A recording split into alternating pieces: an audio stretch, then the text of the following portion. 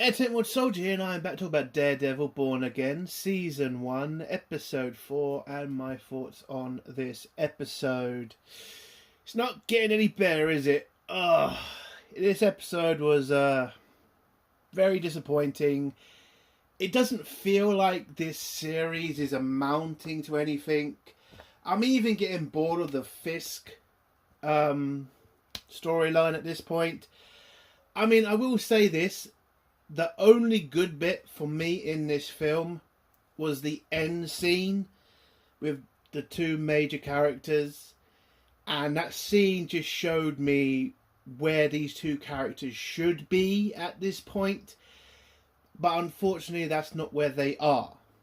Which is boring the fuck out of me.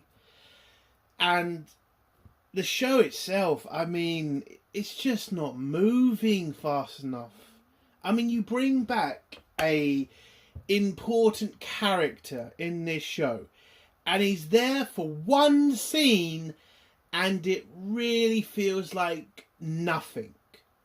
Especially when you kind of hear the actor who plays this character said all this stuff about why he didn't want to return, you know, with the original writers and directors and how he respects the character. Fine. So you're returning now and they're not really doing much with you. Yes, I know it's only season 4 and they haven't done... And we've still got a lot more episodes to go, but very disappointed with that returning character. I was expecting more, especially if you're going to bring him back. Oh, God. But for the rest of this episode, I mean, it's just dull. I think that's the biggest problem. Like, there's not really anything woke. There's nothing really annoying. It's just... the story's just moving along in such a boring way, and it's just nothing really making me want to come back to watch more. And that shouldn't happen in a Daredevil fucking series. I mean, come on. Where's the excitement? Where's the action? Where's the compelling story that's supposed to keep me wanting to watch this show? And yes, some people are going to say, well, they did bring in a major bad guy. But I don't know who this bad guy is. I'm not a comic book guy. So I watched the YouTube videos about this character, Muse. You know, I now know why he's an important character, why I should have cared. But when I first watched this episode, didn't know who the fuck he was. He's just some random guy. So... you're not going to explain this guy. We're not going to really see much of him. Yet you're trying to make him this big character. Again, it's taking too long. This show needs to move shit faster. It's just getting to that point now. And Marvel is not doing well. Neither is this show. If you look at the ratings, it's not doing well. There's nothing compelling coming out of this show. There's nothing interesting. So why bother watching it? It really feels like the damage that was done by the first group that was supposed to make this show has just done major damage to the people who came to fix this. Because they're just trying to fix so much shit at the beginning to make sure that when we get to episode 6, that's when it's supposed to jump off. So we're supposed to be getting like the new stuff, the more improved stuff. So... yeah, okay, I get it. Like, they did do a lot of work. It's going to cost a lot more money to bring that back. But for me, what they should have done was get rid of everything and just start again. Stop trying to, you know, repair a fucked up show and just restart it. Because then we're just in this position where we're on episode 4. You can see the rewrites. You can see the reshoots. And it's just dull. So it's massively disappointing to me. So what would I give this episode out of 10? I'm going to be brutally honest here. I'm giving it a 3 out of 10. There's nothing here that I can point to that's great. I mean, yes, the final scene is okay, but it's okay for the wrong reasons, in my opinion. It's showing you something that the show should have done from the beginning. So it's just disappointing. You know, Daredevil is a great character. Fisk is a great bad guy. We should be somewhere already with this show. We should be seeing action already. We should be seeing something.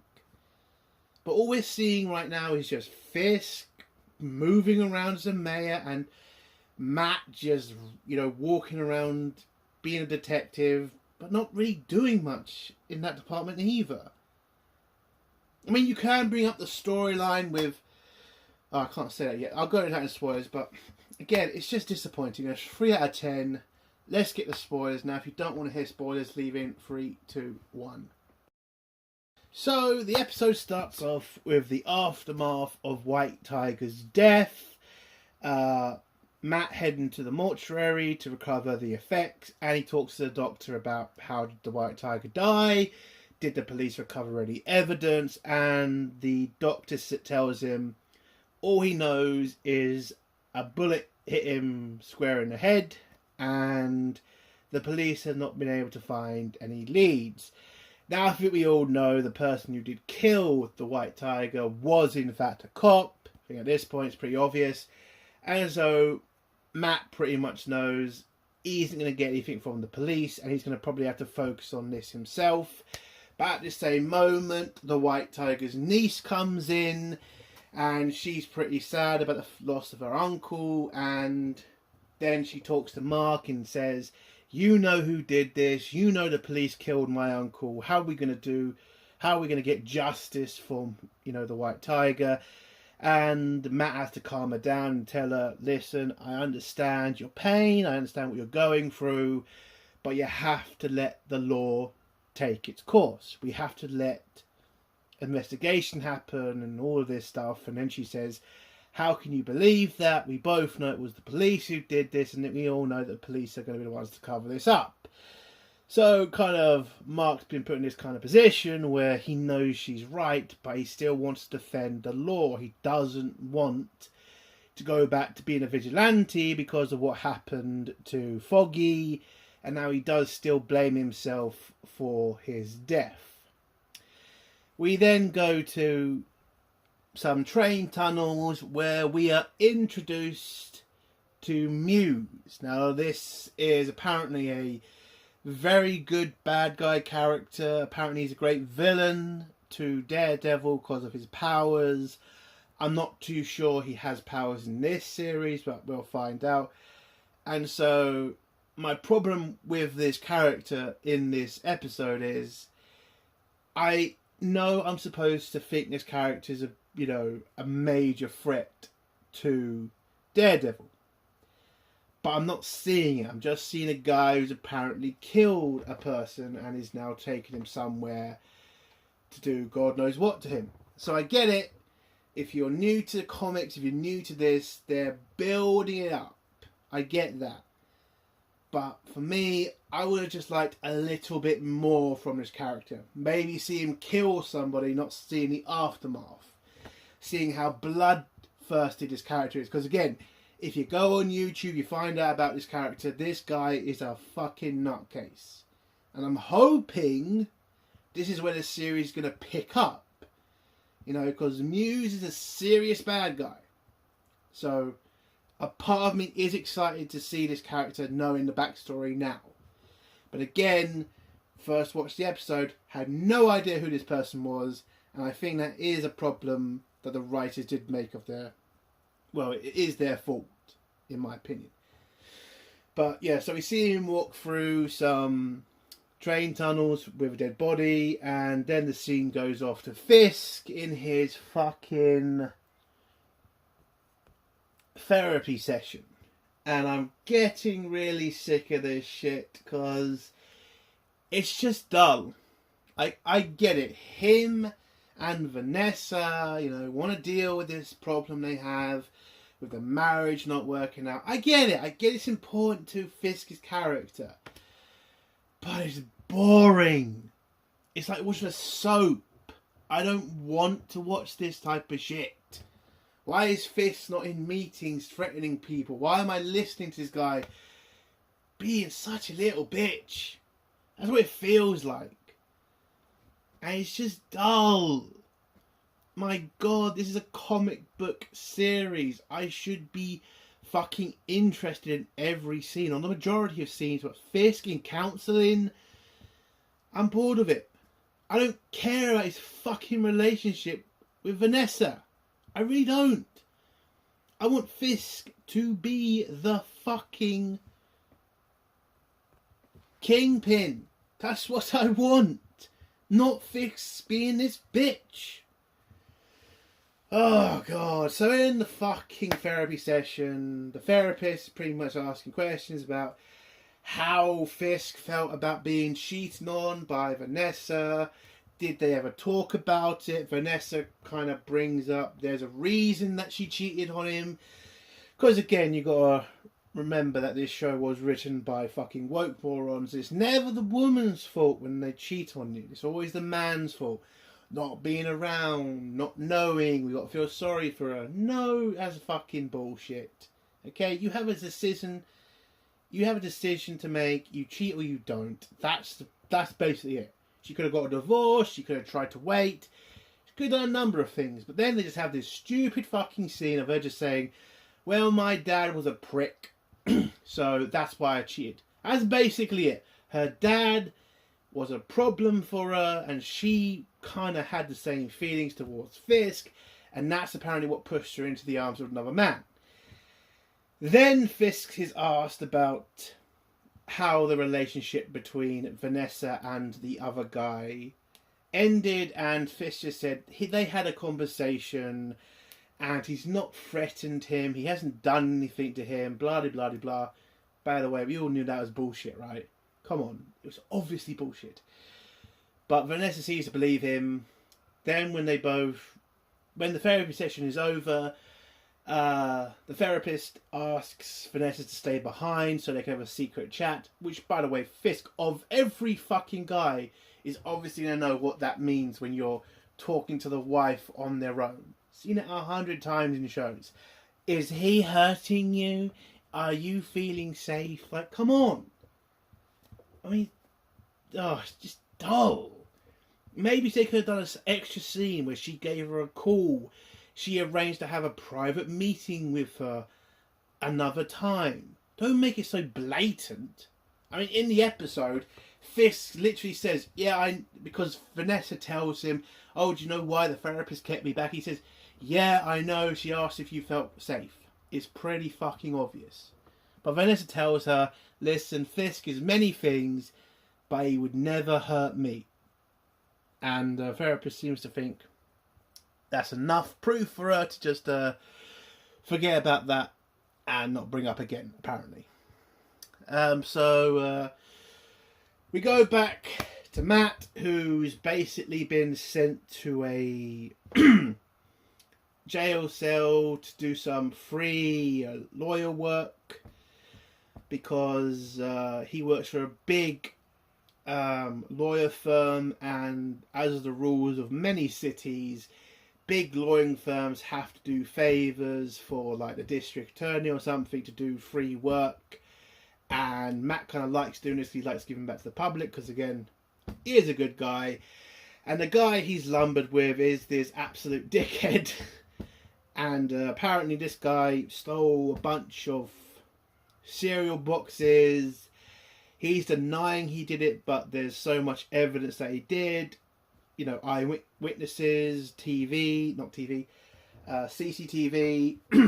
everything.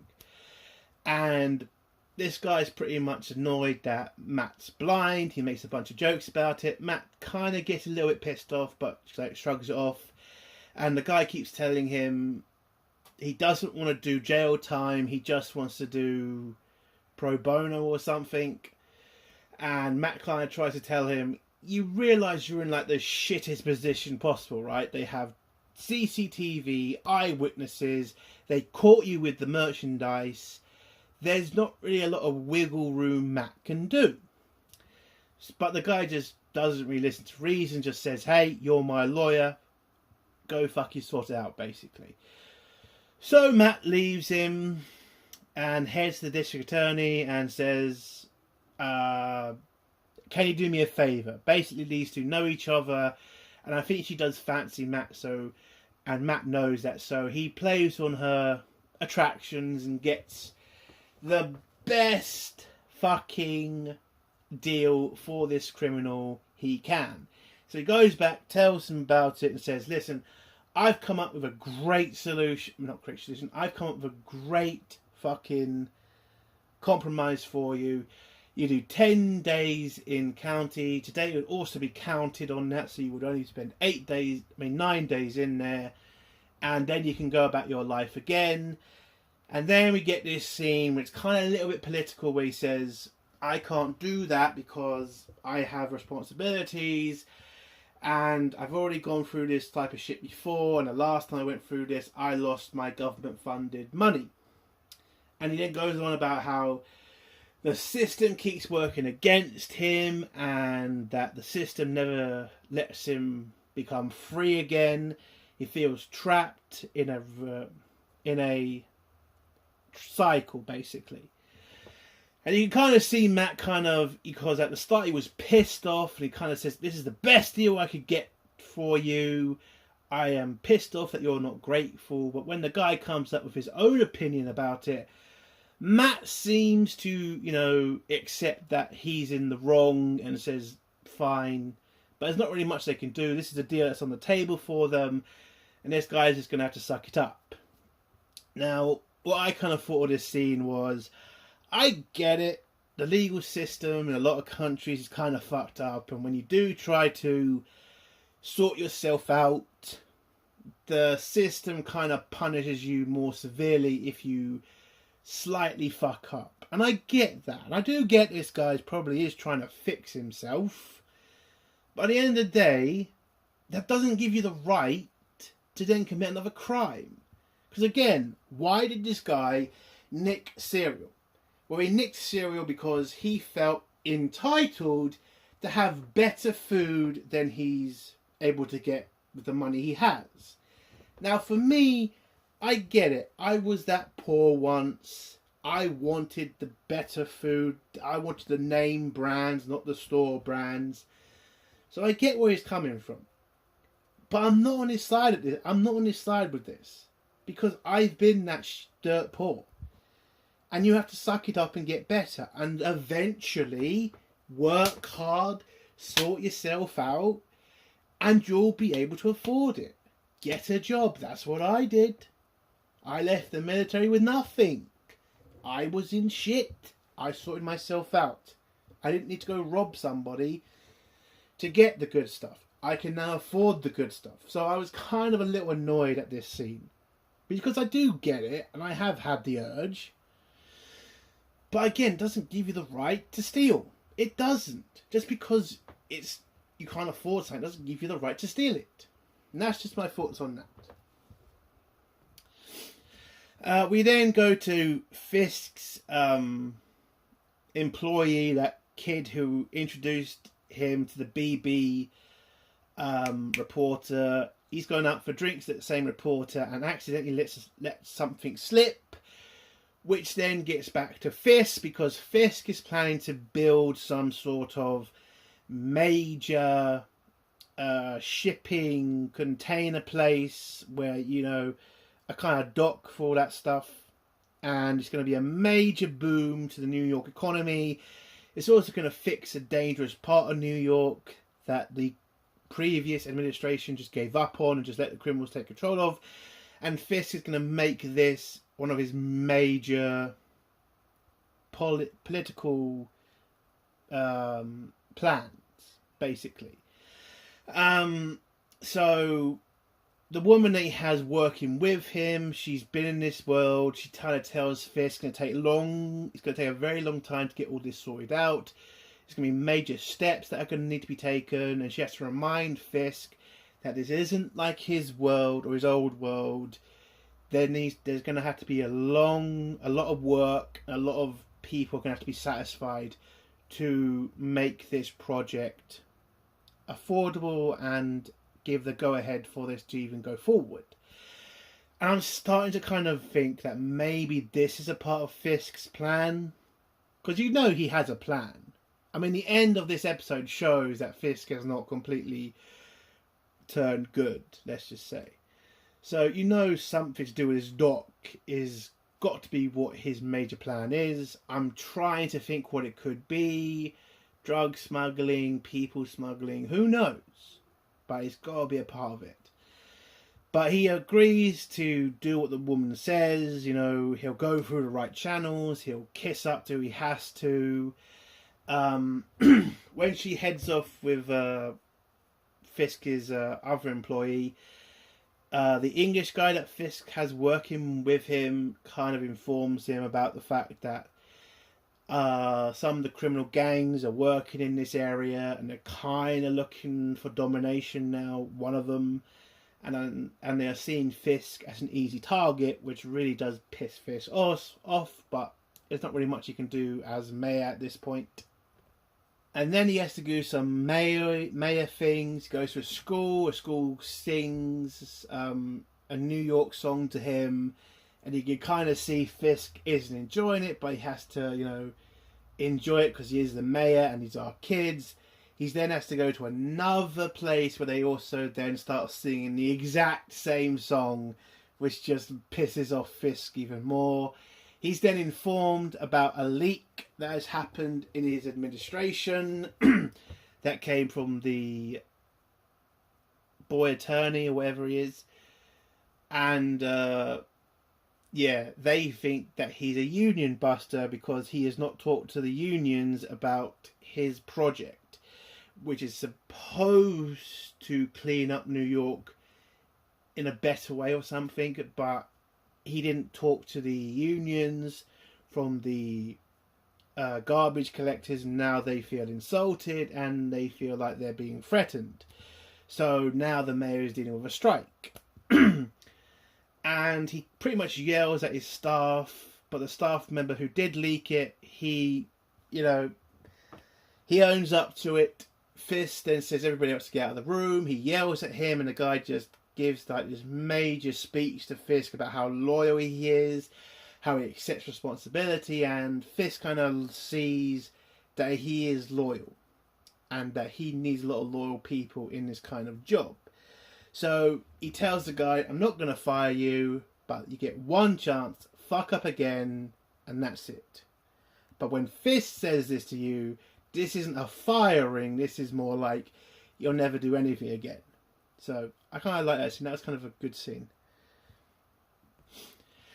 We then go to Matt, who has decided to do some investigating about the White Tiger's death. He heads to the scene of the crime, where he then uses his hearing ability to sense where the bullet casing that was fired would have gone. He manages to find the bullet, and at this same moment, he somehow is able to figure out where a certain person lives. Turns out to be Frank, you know, the Punisher. And this was the most disappointing scene to me because, yay, they got Frank back, and you know, it's great to see the Punisher always. And they had this conversation with each other. You do see Matt trying to get Frank to disown the vigilantes that are using his symbol, but you kind of see Frank kind of push it aside and just say, it's not really my problem, I don't inspire anybody, I've stayed low. They have an argument with each other about their methods and how the fact that Matt has decided to give up being a daredevil, and Frank just really does lay into him about that. He brings up Foggy and his death and how Bullseye is still living, whereas Foggy is dead, even though apparently leaks are coming out that that might not be true. Which pisses Matt off to the point where he punches Frank, and then Frank just, well, he doesn't really care. he gets punched a lot, so he just shrugs it off and just says to Matt, you're not angry with me, you're angry with the situation. You know what you should have done to Bullseye. The fact that he still lives and Foggy's dead does piss you off, and he is the reason that you are no longer the Daredevil, which is hurting New York City. And you can kind of see Matt does see Frank's point of view, and then they just end the scene there, and Matt just heads back to his apartment, Again, a disappointing scene. I would like to see a lot more from Frank. Maybe Frank even defending some of the cops that have decided to, you know, take up the mantle of, you know, the Punisher. I'm not saying he has to defend murder, but maybe he should say to Mark, when the system's broken this bad, somebody's going to have to step in and deal with it. Maybe these cops are trying it that way. Maybe the White Tiger had a problem and the police saw him as a problem, and who knows?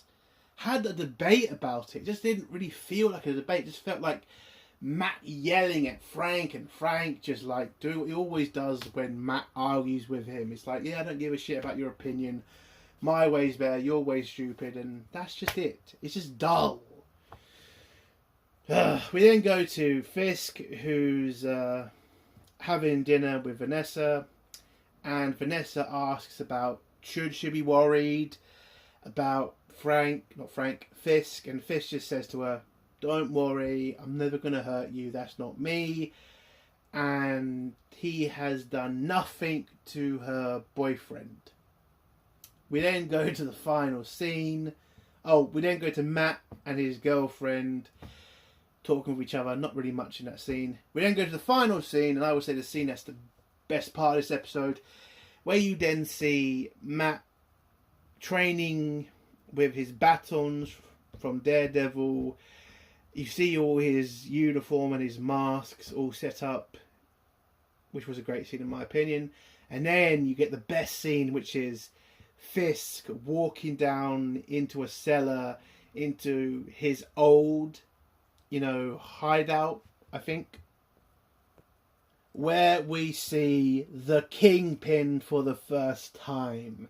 Because it turns out Vanessa's boyfriend, well, Fisk is keeping him in a cage whilst eating some expensive meal in front of him and basically torturing him for going out with Vanessa. Which I kind of thought, this is Kingpin. This is how Fisk deals with somebody who fucks him over, or betrays him, or causes him harm. He doesn't just sit back and have a conversation. He punishes you. He makes you regret it. And that is the Fisk we need right now. And that is how the episode ends, with Fisk and Matt slightly being their old characters. And I'm hoping in the future we're going to see more of that. And that's the end of the episode. Again, that's not the end of the episode. The end of the episode is Muse grabbing another victim and starting to bleed the victim. Because if they're doing what I think they're doing, because I've now watched a bunch of Muse videos, that's going to be a very important part of Muse's storyline if we're going to get the painting I'm thinking of. So yeah, it just ends with Muse torturing a guy and bleeding him dry. And that's the end of the episode. So far, not impressed with Daredevil. Again, there's little bits that are good. There are little bits of hope that this show is going to get better. But unfortunately for Marvel, they've taken the piss so many times. You're seeing it in the ratings, you're seeing it in the reviews now, because I'm not even seeing many of them. I just don't think enough people care about this show anymore. Like, Marvel's just done so much damage to the brand. And it's a shame. Because if this show does get better, there might not be anybody watching it. And for me, right now, we're in 4 episodes in. I'm still bored. I'm seeing hope. But again, my hope stops when it gets to episode 6. Because that's when I'm hoping this thing starts becoming Daredevil again. Becoming more entertaining. So, yeah, let's be hopeful. So, a 3 out of 10. That's the end of my review. If you liked the video, give it a like. If you disliked the video, give it a dislike. And if you like my content, do think of subscribing. And if you have a comment, leave below and I'll try to get back to it. Airtech More Soldier. Bye.